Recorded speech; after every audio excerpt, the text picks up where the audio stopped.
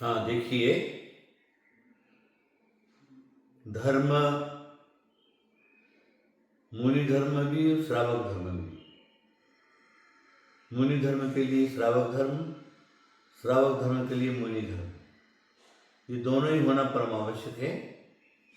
अगर मुनि धर्म है और श्रावक धर्म नहीं है तो आदिनाथ तीर्थंकर के साथ लिए हुए 4000 राजा मुनि सारे सारे भ्रष्ट हो गए। और श्रावक धर्म नहीं होने के कारण, और श्रावक धर्म है और मुनि धर्म नहीं है तो मोक्ष मार्ग बंद हो जाता है। इसीलिए मोक्ष मार्ग के मोक्ष रूपी रथ के 2 पहिया है, श्रावक और मुनि। तो श्रावक जो है उसका सर्वप्रथम कर्तव्य देव पूजा करना परम आवश्यक है। हम देव पूजा करेंगे, अवश्य करेंगे और करना ही चाहिए। वो पूजा अष्टद्रव्य से होती है, जल चंदन अक्षत पुष्प चरु दीप धूप फल नैवेद्य फल अर्घ्य, अष्टद्रव्य से पूजा होती है। लोग अपनी अपनी परंपरा के हिसाब से चढ़ाते हैं, उस विषय में अपनों को नहीं जाना है। लेकिन ज़्यादा करके आप सोचेंगे तो जिनेंद्र भगवान का अभिषेक पूर्वक पूजा होती है। इधर महाराष्ट्र कर्नाटक में पूजा नाम ही अभिषेक का है। यहाँ भगवान का अभिषेक नहीं बोलते, बोलते भगवान की पूजा। देखो महाराज, भगवान की पूजा हो रही, भगवान की पूजा करेंगे। तो यहाँ भगवान की पूजा मतलब जिनेंद्र भगवान का अभिषेक। और वो अभिषेक जो है खूब अच्छे अच्छे द्रव्यों से, शुद्ध द्रव्यों से भगवान का अभिषेक लोग करते हैं। और उस अभिषेक को देखने के बाद आनंद अनुभव करते हैं। उत्तर भारत में है दोनों परंपरा है, कोई पंचामृत अभिषेक करता है, कोई जलाभिषेक करता है। लेकिन जलाभिषेक भी अवश्य होना। अरे जिनेंद्र भगवान की मूर्ति का निर्माण ही इसीलिए किया जाता है कि हम क्या करें, जिनेंद्र भगवान का अभिषेक करें, अभिषेक करने के बाद पूरा फिर अष्टद्रव्य से पूजा करें। वो अभिषेक की विधि है। मैंने देखा ज्ञान पीठ से छपी पूजांजलि करके पुस्तक निकली है केलाचंद शास्त्री का, जो क्या है उन्होंने उसका अनुवाद भी किया है, संपादन किया है। उन्होंने उसमें पंचामृत अभिषेक की पूरी विधि लिखी है। और उस विधि के अंदर 10 दिक्पालों के अर्घ और क्षेत्रपाल को भी अर्घ दिया है। उसको आद्य विधि करते कहते हैं।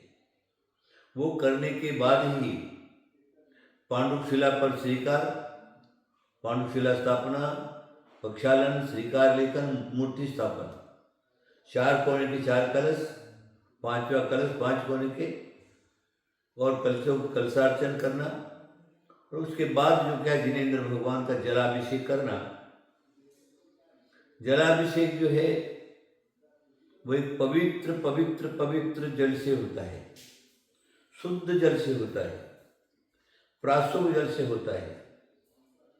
और जलाभिषेक करने से मन जो है वो अच्छा से अच्छा पवित्र होता है। लेकिन मूर्तियों की जहाँ पर विषय है, हमारे जैनाचार्यों ने, जो जहाँ तक मैंने देखा है दीक्षा लेने के बाद अभी तक, गांवों की परंपरा देखिए, शहरों की परंपरा देखिए, मंदिरों की परंपरा देखिए और मूर्तियों की परंपरा देखिए, उन सब परंपराओं में जिनेंद्र भगवान का दूध और घी से अभिषेक करने का पूरा विधान दिया है। क्यों? वो पाषाण की मूर्ति है। पाषाण की मूर्ति के अंदर किसी प्रकार का विकार नहीं आवे, उसकी मजबूती बनी रहे, इसलिए दूध दही और घी का अभिषेक करे। मूर्ति के ऊपर घी का अच्छी तरह से लेपन कर दिया तो मूर्ति कभी भी खराब नहीं होती, क्षरण नहीं होता, उसमें दाने नहीं निकलते, उसका पालिश नहीं निकलता, और पाषाण की मूर्ति के अंदर मजबूती आती है। इसलिए हमारे आचार्यों ने जगह जगह, सब जगह, सारे वर्तमान युग के ग्रंथ हैं, वराम चरित्र जटासिंह आनंदी आचार्य से लगा करके, और वर्तमान युग के जितने भी ग्रंथ हैं, सभी ग्रंथों के अंदर आचार्यों ने पंचामृत अभिषेक करना और उसका फल क्या है, वो फल उसके अंदर लिखा। पद्म पुराण देख लो, हरिवंश पुराण देख लो, वराम चरित्र देख लो, श्रीपाल चरित्र देख लो, आदि आदि इस प्रकार के ग्रंथ हैं। सभी ग्रंथों के अंदर पंचामृत अभिषेक करने का विधि विधान दिया है। इसलिए पूजा करने के पहले हमको अभिषेक करना है, स्वयं करना है। हमने प्राचीन काल में देखा है, गृहस्थ स्वयं घर से ना करके और शुद्ध वस्त्र पहन करके मंदिर जाता था, और मंदिर जाने के बाद मंदिर का कचरा सब झाड़ू लगाना, बर्तन धोना, अष्ट द्रव्य सब धोना, अभिषेक के लिए जल लेकर के आना, वो भी प्राशुक रूप से अच्छे तरह से मोटे कपड़े से छान करके वो जल लेकर के आना, और लाए हुए जल से ही बर्तन धोना है, अष्ट द्रव्य धोना है, जिनेंद्र भगवान का अभिषेक करना है। सारा का सारा जो श्रावक करता था, इस श्रावक की विधि और क्रियाएं हैं, तो इसी क्रिया उसको अवश्य करना चाहिए। क्रिया मत छोड़िए, क्रिया छोड़ोगे सब छूट जाएगा।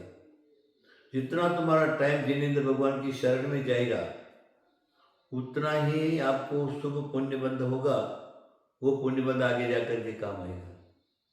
और आप गए, पानी तैयार है, वो लोटा उठाया, भगवान के ऊपर डाल दिया, एक कपड़ा लिया, पहुँच दिया, है ना, और फिर वापस घर पर आ गए, एक पूजा में एक कुंदूक चंदन बोल के अर्घ चढ़ाया, और आ गया, तुमने मंदिर में 5 मिनट भी नहीं दिया, तो तुमको कर्म कैसे क्षय होगा, पुण्य कैसे तुम्हारा बंधेगा, पाप कैसे क्षय होगा। तो जो अच्छी क्रियाएं हैं, जहाँ पर अच्छी क्रियाएं होती हैं, शुभ कार्य होता है, वहाँ पर ज़्यादा से ज़्यादा टाइम देना, और जहाँ पर अशुभ क्रिया है वहाँ पर टाइम ही नहीं, उसको टालते रहने का। आचार्य ने लिखा, पाप बंध की क्रियाओं के अंदर स्थान पर कभी जाना नहीं और करना नहीं। लेकिन जिनेंद्र भगवान की अर्चना और पूजा जो क्या है, वो अवश्य हमें होना है। मेरा सिर्फ आपको इतना ही कहना है, भावों की विशुद्धि बनाए रखना है, जलाभिषेक करने वालों को भी भाव विशुद्धि बनाना है, पंचामृत अभिषेक करने वालों की भी भाव विशुद्धि बनाना है, और भाव विशुद्धि पूर्वक जिनेंद्र भगवान का अभिषेक करो। अपने हाथ से मूर्ति अच्छी तरह से महीन कपड़े से स्वच्छ करो, वेदी भी एकदम सब स्वच्छ करो, और स्वच्छ करके और भगवान को एकदम सुखा करके, और फिर जो क्या है, अपना अष्ट द्रव्य से, चाहे आप खड़े होकर के पूजा करो, चाहे बैठ करके पूजा करो, ये सारे प्राचीन काल के पुराने नियम ही रह गए। अब लोग जो है सब किसके घुटने गए और किसकी कमर गई, इसलिए नीचे बैठ के पूजा करने वालों को भी गया, और जो खड़े होकर के पूजा करने वालों भी खड़े हो गए। अब तो सिर्फ हर एक मंदिरों में चेयर लग गई, कुर्सियाँ लग गई, कुर्सियों पर बैठ करके, और जिनेंद्र भगवान के लोग जो क्या, कोई सूखे द्रव्य से पूजा करता है, कोई गीले द्रव्य से पूजा करता है। तो जिस समय जैसा द्रव्य क्षेत्र काल भाव है, उसके हिसाब से करना है, और भाव विशुद्धि पर्व करना है।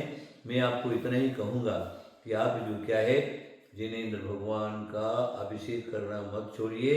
प्रतिदिन आप नियम करिए कि मैं भगवान के मंदिर में जा करके जिनेंद्र भगवान का अभिषेक करूंगा, और फिर अष्टद्रव्य से पूजा करूंगा, तभी मेरा गृहस्थ धर्म सार्थक हो सकता है, उसके बिना नहीं हो सकता है। आप अवश्य ही जिनेंद्र भगवान की आराधना जो क्या है, भावपूर्वक करिए। भाव विशुद्धि पूर्वक जो है किया हुआ क्रियाएं आपके कल्याण की होगी। और मंदिर में कुछ और बाहर भाव आपके बाहर जा रहे हैं तो पुण्य आपको नहीं बंद होगा। जैसे जैसी क्रिया कर रहे उसी प्रकार के भाव बनाकर करेंगे, आपका कल्याण होगा। आशीर्वाद आशीर्वाद आशीर्वाद।